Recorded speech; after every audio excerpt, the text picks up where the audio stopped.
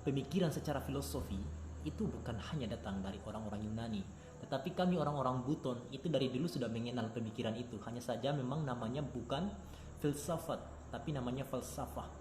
Pendahulu. Assalamualaikum teman-teman, teman-teman intelektual, teman-teman cendekiawan, teman-teman mahasiswa, teman-teman pemikir, teman-teman kritis, teman-teman aktivis. Ya, saya sudah lihat ya stage video dari Adinda tadi, yang videonya juga saya stitch kemarin. Saya senang kita saling stitch begini, tapi saya lihat di situ ada, menurut saya, sedikit kekeliruan dalam perbedaan antara falsafah dan filsafat. Itu kita harus mengkaji secara fundamental, kita mengkaji secara dasarnya dulu. Jadi ketika antum mengatakan bahwasannya filsafat tidak lahir di Yunani kuno namun lahir di Buton, itu adalah bentuk cocok logi yang dilakukan oleh oknum-oknum yang berupaya menganggap dirinya adalah orang-orang yang memahami filsafat secara mendalam. Orang-orang filsafat itu berperang tentang pemikiran, bukan berperang tentang fiktif, pemikiran-pemikiran fiktif. Mereka pemikiran real. Jadi saya lanjutkan,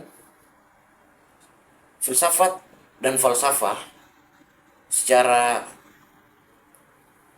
istilah itu udah beda, dua kata yang berbeda.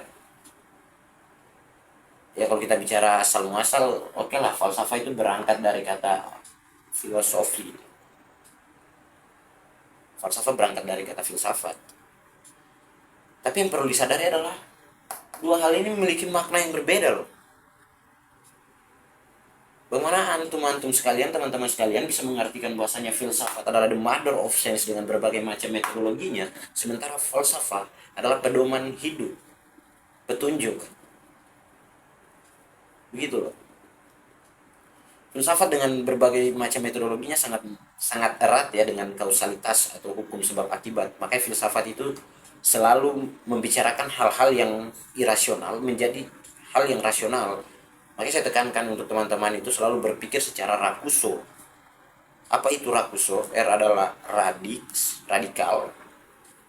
Kemudian A adalah analitik. Kemudian K adalah kritis, lalu U adalah universal, S adalah sistematis, dan terakhir O itu adalah objektif. Supaya apa? Supaya kita tidak salah kaprah dalam mengartikan beberapa studi ilmu ya, baik itu secara definitif maupun secara gambaran umum ya. Ya secara definitif, kembali lagi, filsafat adalah dua kata yang berbeda dalam bahasa Yunani kuno, yaitu philos dan sophia, cinta dan kebijaksanaan. Maka filsafat tidak pernah terlepas dari cinta dan kebijaksanaannya. Lalu bagaimana kita gambarkan filsafat dalam pembelajaran, dalam dedikasinya pada kehidupan umat manusia? Ya pada awal lahirnya filsafat itu pertanyaan-pertanyaan adalah tentang pertanyaan hakikat loh, tentang ada dan tiada. Mereka bertanya, kenapa dunia ini bisa ada? Sampai ada beberapa filsuf pada awal lahirnya filsafat itu mempertanyakan dari mana sih dunia ini berasal. Ada filsuf yang mengatakan dunia berasal dari air, ada filsuf yang mengatakan dunia berasal dari api. Tapi dengan landasan-landasan berpikir yang jelas, dengan alasan-alasan yang jelas. Dari air dia berpikir karena dia tinggal di daerah perairan. Jadi mereka mengkonstruksi pikiran mereka dari yang irasional menjadi rasional. Dengan metodologi seperti apa?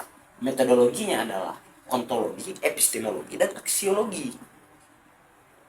Ontologi berbicara masalah eksistensi atau hakikat. Kemudian epistemologi bicara tentang proses dari hakikat itu. Lalu aksiologi bicara tentang asas kebermanfaatan. Begitu loh. Lalu apa kaitannya dengan falsafah? Falsafah tidak terlepas juga kok dari tiga metodologi tadi. Tapi harus bisa dibedakan dan jangan sampai keliru dalam menggali informasi tentang filsafat itu sendiri. Ya kalau mungkin antum mengatakan bahwasanya filsuf pertama itu Al-Kindi, mungkin saya masih sepakat, atau antum mengatakan filsuf pertama adalah Thales, itu saya masih sepakat. Tapi kalau filsuf pertama dari orang Buton itu kayaknya saya ragu saya ragu akan kebenaran itu. Ingat, kebenaran itu harus melalui uji kelayakan, layak dikatakan benar atau tidak. Saya pikir begitu dulu ya materinya. Nanti akan kita lanjutkan lagi penjelasan-penjelasan mengenai sesuatu yang tidak masuk akal. Kita rubah menjadi sesuatu yang masuk akal. Oke? Lagi-lagi saya tekankan untuk tetap berpikir secara radiks, analitik, kritis, universal, sistematis, dan objektif. Karena kebenaran itu tidak melulu subjektif, melainkan selalu objektif. Kebenaran yang melalui pertimbangan-pertimbangan, melalui alasan-alasan, dan selalu berlandaskan pada cinta dan kasih sayang. Saya pikir begitu. Akhirul kalam, billahi taufiq wal hidayah. Wassalamualaikum warahmatullahi wabarakatuh.